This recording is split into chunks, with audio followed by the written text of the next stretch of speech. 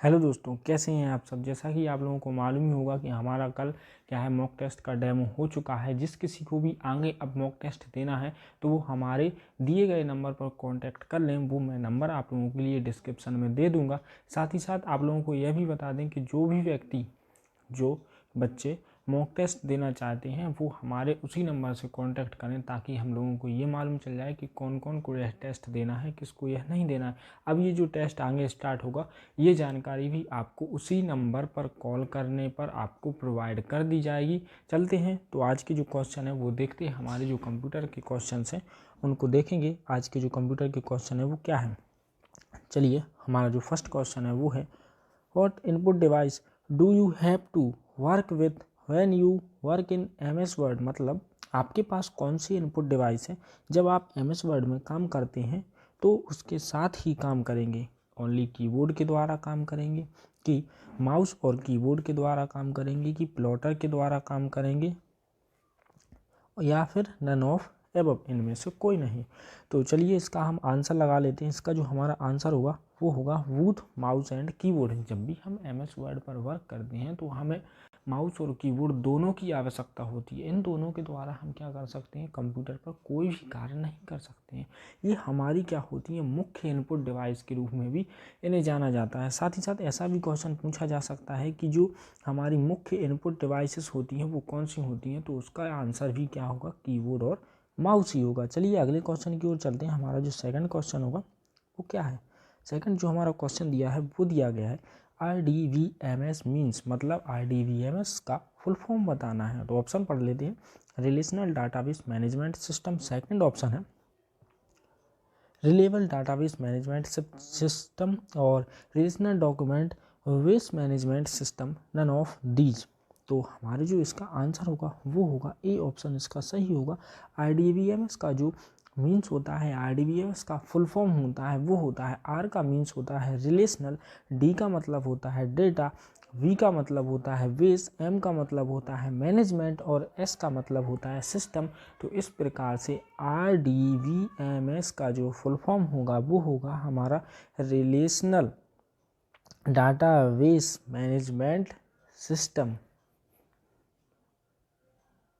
चलिए अगले क्वेश्चन की ओर चलते हैं। हमारा अगला क्वेश्चन क्या है, थर्ड क्वेश्चन है, which among the following views in MS Word can not display graphics। निम्नलिखित में से कौन सा दृश्य MS वर्ड में ग्राफिक्स प्रदर्शित नहीं कर सकता है। Print preview, page layout view, normal view, none of the above. तो इसका जो हमारा आंसर होगा थर्ड ऑप्शन का वो होगा सी ऑप्शन सही होगा, कि MS वर्ड में ग्राफिक्स जो होते हैं वो नॉर्मल व्यू में प्रदर्शित नहीं किए जा सकते हैं। तो चलिए अगले क्वेश्चन की ओर चलते हैं। जो हमारा फोर्थ क्वेश्चन है ये IBPS क्लर्क 2012 में आया हुआ क्वेश्चन है, और इसमें पूछा गया है कि एक्सेल में जब हम Ctrl+9 को प्रेस करते हैं तो क्या होगा। ऑप्शन पढ़ेंगे। प्रिंट 9 होगा, कि मतलब 9 प्रिंट होकर आ जाएगा, कि कोई चीज़ प्रिंट हो जाएगी जिस भी सीट पर हम हैं, या फिर प्रिंट 9 फॉलो बाय स्पेस के लिए यूज की जाती है, या फिर insert 9 cell at the current location, या फिर हाइड द करेंट रो। तो Ctrl+9 का जो यूज किया जाता है वो हाइड द करेंट रो, जिस रो पर हम हैं वो रो पूरी तरीके से हाइड करने के लिए हम Ctrl+9 का ही प्रेस करते हैं। तो चलिए दोस्तों अगले क्वेश्चन की ओर चलते हैं। हमारा जो अगला क्वेश्चन है 5 क्वेश्चन है, ये भी क्या है IBPS PO 2012 में भी आया हुआ है। जैसा कि हमने आप लोगों को बताया था कि जो हम आप लोगों के लिए क्वेश्चन लेकर आएंगे वो सभी एग्ज़ामों के आए हुए कुछ क्वेश्चन ही होंगे। मतलब जो हम आप लोगों के लिए क्वेश्चन देंगे वो सभी एग्ज़ाम में से आए हुए क्वेश्चन होंगे, ताकि आप लोगों की जो तैयारी हो वो बेटर से बेटर तैयारी हो सके, और आपका एक भी नंबर MP डिस्ट्रिक्ट कोर्ट में जो आए हुए कंप्यूटर के क्वेश्चन है उनमें से एक भी नंबर आपका ना कटे। तो चलिए अगले क्वेश्चन की ओर चलते हैं। जो हमारा 5वां क्वेश्चन है वो पढ़ते हैं। Are typical slides in a slide presentation would not include. Slide प्रस्तुति में एक विशिष्ट स्लाइड में क्या शामिल नहीं हो सकता है? Photo, image, chart, graphics, graphs and clip art and audio clip, full motion video या फिर कंटेंट टेम्पलेट। तो इसका जो हमारा आंसर होगा कंटेंट टेम्पलेट होगा कि स्लाइड प्रस्तुति में एक विशिष्ट स्लाइड में कंटेंट टेम्पलेट शामिल नहीं हो सकते हैं। चलिए अगले क्वेश्चन की ओर चलते हैं। हमारा जो अगला क्वेश्चन है वो क्वेश्चन दिया गया है 6वां question, to move down a page in a document. किसी दस्तावेज में किसी पृष्ठ को नीचे ले जाने के लिए क्या करेंगे? जंप, फ्लाई, वर्गलिंग, स्क्रॉल या नन ऑफ दिस। तो किसी दस्तावेज के किसी पृष्ठ को ऊपर नीचे करने के लिए हम क्या करते हैं? स्क्रॉल का ही यूज करते हैं। स्क्रॉल के यूज से हम क्या करते हैं? किसी भी दस्तावेज या डॉक्यूमेंट को ऊपर नीचे कर सकते हैं। चलिए अगले क्वेश्चन की ओर चलते हैं। जो हमारा अगला 7वां क्वेश्चन है वो क्या दिया गया है? 7वां जो हमारा क्वेश्चन है वो है, what is the term for how words will appears on a page. किसी पृष्ठ पर शब्द कैसे दिखाई देंगे, इसके लिए शब्द क्या होगा? फर्स्ट ऑप्शन पढ़ते हैं, टेक्स्ट की फॉर्मेटिंग होगी कि कैरेक्टर फॉर्मेटिंग होगी, पॉइंट साइज होगी, टाइप फेस होगा, नन ऑफ दीज होगा। तो इसका जो हमारा आंसर होगा वो होगा टेक्स्ट की फॉर्मेटिंग। किसी पेज पृष्ठ या शब्द कैसे दिखाई देंगे, तो इसके लिए हम क्या करेंगे? टेक्स्ट की फॉर्मेटिंग ही कर सकते हैं। तो चलिए अगले क्वेश्चन की ओर चलते हैं। अगला जो हमारा 8वां क्वेश्चन है वो क्या दिया गया है? To see the document before the print out is taken use. Print out लेने से पहले दस्तावेज देखने के लिए क्या उपयोग करते हैं? इंसर्ट टैब पर जाते हैं या पेस्ट करते हैं या फॉर्मेट पेंटर का यूज या कट का या प्रिंट प्रीव्यू का। तो जो हमारा आंसर होगा वो होगा हमारा प्रिंट प्रीव्यू। प्रिंट लेआउट लेने से पहले हमें क्या करना चाहिए? दस्तावेज देखने के लिए प्रिंट प्रीव्यू का ही यूज करते हैं। हमारा जो 9वां क्वेश्चन है वो है, data is organised in a worksheet as. Data को वर्कशीट में किस रूप में व्यवस्थित किया जा सकता है? फर्स्ट ऑप्शन देखें, चार्ट एंड डायग्राम के रूप में, रो एंड कॉलम के रूप में, टेबल एंड बॉक्स के रूप में, ग्राफ के रूप में या फिर नन ऑफ दिस। तो इसका जो हमारा आंसर होगा, डेटा को वर्कशीट में रो और कॉलम के रूप में ही व्यवस्थित किया जा सकता है। जैसा कि आप जानते हैं रो और कॉलम के इंटरसेक्शन को ही हम क्या कर सकते हैं? सेल बोलते हैं। तो जो हमारा डेटा होता है वो वर्कशीट में रो एंड कॉलम के द्वारा ही व्यवस्थित किया जा सकता है। तो चलिए अगले क्वेश्चन की ओर चलते हैं। अगला जो हमारा 10वां क्वेश्चन है वो है 10वां क्वेश्चन। 10वां जो हमारा क्वेश्चन है वो होगा, to save a document for the first time खालिस्तान ऑप्शन इज यूज। किसी दस्तावेज को पहली बार सेव करने के लिए किस विकल्प का यूज किया जाता है? सेव ऑन, कॉपी या फिर पेस्ट। तो इसका जो हमारा आंसर हुआ, किसी दस्तावेज को पहली बार में सेव करने के लिए हम सेव का ही यूज करते हैं, सेव ऑप्शन का ही यूज करते हैं। किसी दस्तावेज को जब हम पहली बार कोई डॉक्यूमेंट तैयार करते हैं तो उसको सेव करने के लिए हम पहले जो डॉक्यूमेंट पर हमने जो टेक्स्ट टाइप किया है, कोई भी चीज़ डाली है या इंसर्ट की है, उसको हम सेलेक्ट करेंगे। फिर इसके बाद Ctrl+S का प्रेस करके हम क्या करेंगे? वो डॉक्यूमेंट होगा वो हम सेव कर सकते हैं। चलिए अगले क्वेश्चन की ओर चलते हैं। जो हमारा अगला क्वेश्चन है वो है, a hard copy of a document. दस्तावेज की एक हार्ड कॉपी क्या होती है? Print on printer, storage on a floppy, storage on a CD, storage in the hard disk, none of this. तो इसका जो हमारा आंसर होगा वो होगा प्रिंटेड ऑन द प्रिंटर। दस्तावेज की जो हार्ड कॉपी होती है वो होती है printed on the printer. Printer के द्वारा प्रिंट की हुई हमारा जो दस्तावेज डॉक्यूमेंट या पेज पर जो हमारी जो सॉफ्ट कॉपी जो हमने टेक्स्ट या कोई भी डॉक्यूमेंट बनाया उसको प्रिंट करने के बाद जो हमें दस्तावेज पर जो कागज़ पर टेक्स्ट की छपाई मिलती है उसको हम बोलते हैं हार्ड कॉपी। चलिए अगला क्वेश्चन की ओर चलते हैं। अगला जो हमारा क्वेश्चन है वो हमारा क्वेश्चन दिया गया है, command that shift what you working on into the hard drive और ऑन टू आ डिस्क। एक आदेश जो आपके द्वारा काम कर रहे काम को सहेजता है या फिर हार्ड ड्राइव में या डिस्क पर। व्यू, होल्ड या फिर सेव या फिर गो या फिर नन ऑफ दिस। तो इसका जो हमारा आंसर होगा वो होगा सी ऑप्शन, इसका सही होगा सेव।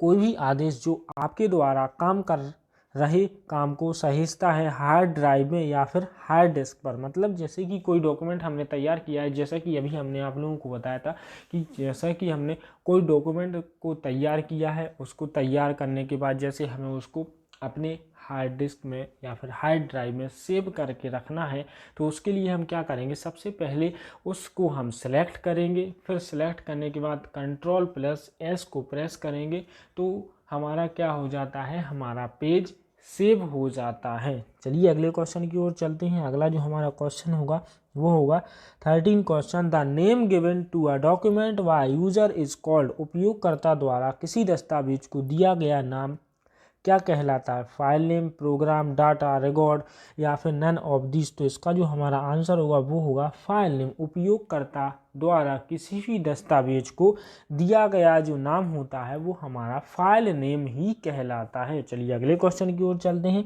अगला जो हमारा 14 क्वेश्चन है वो क्या है? Are words that a programming language has set aside for its own use। ऐसे शब्द हैं जो एक प्रोग्रामिंग भाषा ने अपने उपयोग के लिए अलग से रखा है। Control word, control structure, reserve word या फिर रिजर्व कीज। तो इसका जो हमारा आंसर होगा वो होगा सी ऑप्शन इसका सही होगा, वो होंगे रिजर्व वर्ड्स। मतलब reserve words are words that a programming language has set aside for its own use। जो रिजर्व वर्ड होते हैं वो ऐसे शब्द होते हैं जो एक प्रोग्रामिंग भाषा ने अपने उपयोग के लिए अलग से रखा है। ये क्वेश्चन इसमें इसका जो आंसर होगा वो होगा रिजर्व वर्ड। चलिए अगले क्वेश्चन की ओर चलते हैं। अगला जो हमारा क्वेश्चन होगा वो होगा जी IBPS क्लास 2012 में आया हुआ क्वेश्चन है। A document that explain how to use a software program is called manual. एक दस्तावेज जो बताता है कि का उपयोग कैसे करें सॉफ्टवेयर प्रोग्राम को मैनुअली कहा जाता है। User, system, software, program, technical. तो इसका जो हमारा आंसर होगा वो होगा यूज़र। मतलब कोई भी जो दस्तावेज है वो यह बताता है कि इसका उपयोग कैसे करें तो सॉफ्टवेयर प्रोग्राम को हम क्या कहते हैं? यूज़र मैनुअल कहा जाता है। चलिए अगले क्वेश्चन की ओर चलते हैं। हमारा जो अगला क्वेश्चन है वो क्या दिया गया है कि is the process of dividing the disk into tracks and sector. Track and sector को विभाजित करने की प्रक्रिया क्या कहलाती है? Tracking, formatting, crashing, allotting, none of this. तो ये कहलाती है फॉर्मेटिंग। ट्रैक और सेक्टर को डिवाइड करने की जो प्रक्रिया होती है उसको हम फॉर्मेटिंग कहते हैं। चलिए अगले क्वेश्चन की ओर चलते हैं। अगला जो 17 क्वेश्चन है वो दिया गया है SBI क्लर्क 2011 में आया हुआ क्वेश्चन है। जैसा कि दोस्तों हमने आप लोगों को पहले ही बताया है कि जो हम क्वेश्चन आप लोगों के लिए लेकर आ रहे हैं वो लगभग सभी एग्ज़ाम्स के लिए कंप्यूटर जिस भी एग्ज़ाम में पूछा जाता है उसके लिए बहुत ही महत्वपूर्ण क्वेश्चन हम आप लोगों के लिए लेकर आ रहे हैं। जो भी व्यक्ति हमारी जो क्लासेस को डेली कंटिन्यू करता है, देखता है, तो उनके जो किसी भी एग्ज़ाम में कंप्यूटर का जो पोर्शन होगा उसके सभी क्वेश्चंस उसके करेक्ट होंगे। जो हम क्वेश्चन आप लोगों के लिए लेकर आएंगे वो सभी एग्ज़ाम से क्वेश्चन उठा के लेके आए हुए हैं। साथ ही साथ ऐसे क्वेश्चन आप लोगों को प्रोवाइड करवा रहे हैं जो क्वेश्चन एग्ज़ाम्स में आए हुए क्वेश्चन है और इन्हीं के आधार पर हमारे जो एग्ज़ाम्स होते हैं वो बनते हैं। ये MP डिस्ट्रिक्ट कोर्ट के लिए ही तो महत्वपूर्ण है, साथ ही साथ ऑल कॉम्पिटिटिव एग्ज़ाम के लिए ही महत्वपूर्ण क्वेश्चन है जिस भी एग्ज़ाम में कंप्यूटर्स पूछा जाता है। चलिए हम 17वां क्वेश्चन पढ़ते हैं। जो हमारा क्वेश्चन है वो the name a user assign to a document is called. उपयोगकर्ता द्वारा किसी दस्तावेज को दिया गया नाम क्या कहलाता है? फाइल नेम, प्रोग्राम, रिकॉर्ड या फिर डाटा या फिर नन ऑफ दीज। तो इसका जो हमारा आंसर होगा वो होगा ए ऑप्शन सही होगा, फाइल नेम। उपयोगकर्ता द्वारा किसी दस्तावेज को दिया गया नाम क्या कहलाता है? फाइल नेम कहलाता है। चलिए अगले क्वेश्चन की ओर चलते हैं। अगला जो हमारा 18 क्वेश्चन है वो क्या है? सिम का मीन्स क्या होता है? Speed in mobile, special identified module, subscriber identity module, none of this. तो इसका जो हमारा आंसर होगा वो होगा सब्सक्राइबर आइडेंटिटी मॉड्यूल। चलिए अगले क्वेश्चन की ओर चलते हैं। सिम का फुल फॉर्म जो होता है वो होता है सब्सक्राइबर आइडेंटिटी मॉड्यूल। अगले क्वेश्चन की ओर चलते हैं। अगला जो हमारा क्वेश्चन होगा वो है हमारा 19 क्वेश्चन। ये है you can use bracket to copy selected text and bracket two bracket या blank to paste in it in a document. आप चयनित टेक्स्ट को कॉपी करने के लिए खालिस्तान और दस्तावेज में पेस्ट करने के लिए खालिस्तान का उपयोग कर सकते हैं। Ctrl+C, Ctrl+V, Ctrl+C, Ctrl+P, Ctrl+S, Ctrl+S, Shift+C, Alt+P, control D, control ए। तो आप सभी लोग जानते होंगे कि किसी भी टेक्स्ट को कॉपी करने के लिए हम कंट्रोल सी का यूज करते हैं, साथ ही साथ उसको पेस्ट करने के लिए कंट्रोल प्लस वी का यूज करते हैं। तो जो फर्स्ट ऑप्शन होगा वो हमारा सही होगा। अगले क्वेश्चन की ओर चलते हैं। हमारा जो आज का लास्ट क्वेश्चन है वो है to insert a new slide in the current presentation we can use की वर्तमान प्रस्तुति में एक नई स्लाइड को सम्मिलित करने के लिए हम किस कुंजी का ही यूज करेंगे? Control plus M, control N, control O या फिर कंट्रोल एफ या नन ऑफ दिस। तो नई स्लाइड को सम्मिलित करने के लिए हम कंट्रोल प्लस एम का यूज करते हैं, साथ ही साथ नई प्रेजेंटेशन को ऐड करने के लिए कंट्रोल प्लस एन का यूज करते हैं, और कोई भी फाइल को खोलने के लिए कंट्रोल प्लस ओ का यूज किया जाता है। तो इसी के साथ साथ दोस्तों आज की जो हमारी क्लास होती है वो समाप्त। जो भी आपको जानकारी चाहिए होगी मैं आपको डिस्क्रिप्शन में वो नंबर दे दूंगा, उस नंबर पर आप कॉल करके वो जानकारी प्राप्त कर सकते हैं मॉक टेस्ट के बारे में। तो इसी के साथ साथ जो हमारी आज की क्लास होती है वो समाप्त। मिलते हैं कल इसी समय इसी टाइम पर। जय हिंद, जय भारत दोस्तों।